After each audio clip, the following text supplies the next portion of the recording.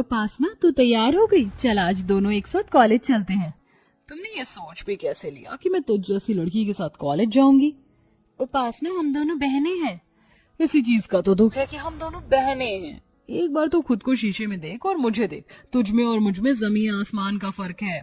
उपासना की ये बात सुनकर काजल दुखी हो जाती है और अपना बैग लेकर कॉलेज के लिए निकल जाती है। तो वहीं दूसरी ओर जब उपासना मुंह बनाकर जाने लगती है तो विमला उसे रोक लेती है।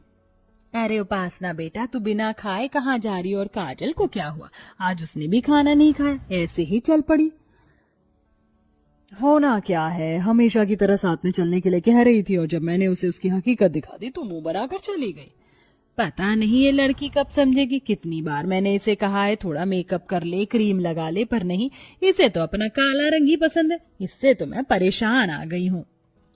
काजल और उपासना दोनों ही विमला की सगी बेटी थी, पर फिर भी विमला अपनी दोनों बेटियों में फर्क करती थी। ऐसे कुछ दिन बीत जाते हैं और एक दिन उपासना और काजल कॉलेज से घर आ रही होती हैं। रोड पर पानी भरा होता है, तभी एक बच्चा वहां से गुजरने लगता है, पर सामने से आ रही गाड़ी काजल देख लेती है और उस बच्चे को अपनी ओर खींच लेती है, जिस वजह से पानी के छींटे उपासना के ऊपर आ जाते हैं। बेटा तुम ठीक तो हो? तुम्हें दिखाई नहीं दे रहा था, सामने से गाड़ी आ रही है। अगर अभी तुम्हें चोट लग जाती तो? उसका तो पता नहीं, पर आज ये साबित हो गया काजल कि मैं तेरे साथ कहीं आ जा नहीं सकती। तेरी वजह से और इस बच्चे की वजह से मेरे इतने महंगे कपड़े और मेकअप खराब हो गए। अब क्या मैं ऐसी हालत में घर जाऊंगी? अरे कोई बात नहीं उपासना यार, हम तेरे दोस्त हैं, कब काम आएंगे? तू हमारे साथ हमारे घर चल, हमारा घर यहीं पास में है। और वैसे भी जब तुम दोनों बहन एक साथ चलती हो तो लगता है कि दिन और रात एक साथ चल रहा है। उपासना के सारे दोस्त काजल के काले रंग का मजाक उड़ाते हैं और उपासना चुपचाप सब सुनती है। कुछ देर बाद उपासना अपने दोस्तों के साथ उनके घर चली जाती है और बेचारी काजल आंखों में आंसू लिए वहां से निकल जाती है। पर यह सब कुछ विक्रम नाम का एक लड़का देख लेता है, जो कि काफी हैंडसम था। वो घर जाकर सारी बात अपनी माँ को बताता है और अपनी माँ से कहता है, माँ, उसका सांवला रंग और गोरा दिल देखकर मेरा दिल उस पर आ गया है। माँ, वो मेरी कॉलेज की ही है, आप प्लीज मेरा रिश्ता लेकर उसके घर चलो ना। अच्छा ठीक है बाबा, ले जाऊंगी उसका रिश्ता, पर पहले तू अपने एग्जाम तो क्लियर कर ले और अपने पापा की कंपनी संभाल ले, क्योंकि कोई भी माँ बाप बेरोजगार के हाथों में अपनी लड़की का हाथ नहीं देते। सही कहा माँ, अब तो मैं काजल को पाने के लिए दुगनी मेहनत करूंगा। विक्रम को काजल इतनी पसंद आती है कि वो हर समय काजल के बारे में सोचता है और कॉलेज में भी बस उसे ही देखता है। समय यूं ही गुजरता है और उन तीनों की पढ़ाई पूरी हो जाती है और विमला उपासना के लिए रिश्ते देखना शुरू कर देती है। बहुत जल्द विक्रम भी अपने पापा की कंपनी संभाल लेता है और अपनी माँ के साथ काजल का हाथ मांगने उसके घर पहुंच जाता है, जहां वो देखता है कि एक और लड़के वाले वहां आए हुए हैं। माफ करना जी, पर हमने आपको पहचाना नहीं। बहन भाई साहब, मैं विक्रम की माँ हूँ। विक्रम आपकी बेटी को बहुत पसंद करता है, इसीलिए बिना बताए हम यहाँ आपकी बेटी का हाथ मांगने के लिए आ गए हैं। माफ करना बहन, पर मैंने अपनी उपासना का रिश्ता पहले ही सुनील बेटे से तय कर दिया है।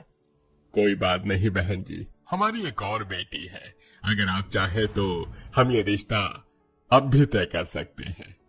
भाई साहब, आपको शायद कोई गलतफहमी हो रही है। हम यहाँ उपासना के लिए नहीं बल्कि काजल का हाथ मांगने के लिए ही आए हैं।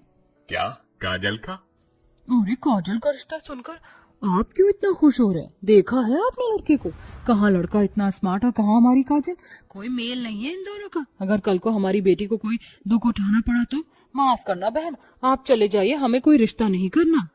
आंटी जी, मैं आपसे वादा करता हूँ, मैं कभी भी काजल की आंखों में आंसू नहीं आने दूंगा। बस आप इस रिश्ते के लिए हाँ कर दीजिए, फिर एक साथ आपके घर में 2 बारात आएंगी। विक्रम की अच्छाई देखकर सुरेश अपनी दूसरी बेटी का रिश्ता भी पक्का कर देता है और बहुत जल्द एक ही मंडप पर काजल और उपासना की शादी हो जाती है। शादी के बाद काजल की जिंदगी में खुशियां आ जाती हैं, तो वहीं दूसरी ओर उपासना भी गोरा पति पाकर बहुत खुश थी। सुनील जी, आप तो मेरे सपनों के राजकुमार से भी ज्यादा गोरे और सुंदर निकले। मुझे तो लगता था कि मुझसे ज्यादा गोरा शायद कोई हो ही नहीं सकता, पर आपने तो सुंदरता में मुझे भी फेल कर दिया। उपासना, ये लो तुम्हारा नजरिया है, इसलिए मैं तुम्हें सुंदर दिखता हूँ, वरना हर कोई बस मेरा मजाक ही बनाता रहा है। लोगों के ताने और उनके मजाक सुनकर मैंने फैसला किया कि मैं खुद को बदल दूंगा, और मैंने खुद को बदल दिया। लोगों की बातों पर ध्यान मत दो, आप बहुत सुंदर हैं। अच्छा वैसे आप मुझे हनीमून पर कहाँ ले जा रहे हो? जहाँ तुम कहो। मैं तो कहता हूँ कि हम एक साथ डिसाइड करते हैं कि हम बाहर कहाँ घूमने चलेंगे, पर उससे पहले हम 5 स्टार होटल में चलते हैं एक साथ डिनर करने के लिए। क्या 5 स्टार होटल में? Thank you so much Sunil ji, मेरी जिंदगी में आने के लिए। सुनील जैसा पति पाकर उपासना बहुत खुश थी, पर उसकी ये खुशी ज्यादा देर नहीं टिकती। कुछ देर बाद जब सुनील अपना मेकअप उतारकर अपने असली रूप में उपासना के सामने आता है, तो अपने पति का काला रंग और रूप देखकर और बदसूरत चेहरा देखकर उपासना हैरान हो जाती है। तुम्हारी जैसी बीवी पाकर मेरी जिंदगी का मकसद पूरा हो गया। अब मुझे इस मेकअप की जरूरत नहीं है। मैं अपने असली रूप में तुम्हारे साथ रहूंगा। ये आपको क्या हो गया? आप इतने काले बदसूरत कैसे हो गए? आप मेरे साथ कोई मजाक कर रहे हो ना? उपासना, मैं क्यों तुम्हारे साथ मजाक करूंगा? मैंने तुम्हें बताया था ना कि लोग मेरा मजाक बनाते थे क्योंकि मैं काला था, और यही मेरा असली रंग है। और तुम तो मुझे दिल से प्यार करते हो, फिर तुम मेरे काले रंग को देखकर हैरान क्यों हो गई? नहीं, मैं एक काले इंसान की बीवी नहीं बन सकती। तुमने मुझे धोखा दिया है, दूर रहो मुझसे। सुनील का असली रूप देखकर उपासना की अपनी आंखों पर विश्वास नहीं होता, और ना ही वो इस बात को मानने को तैयार होती है और अपनी माँ को फोन करती है। माँ, ये तुमने क्या किया? तुमने मेरी शादी एक काले कलूटे बदसूरत के साथ कर दी और उस काजल की शादी इतने हैंडसम लड़के के साथ, जबकि हैंडसम लड़का मुझे मिलना चाहिए था, पर मुझे वो काला बदसूरत पति मिल गया।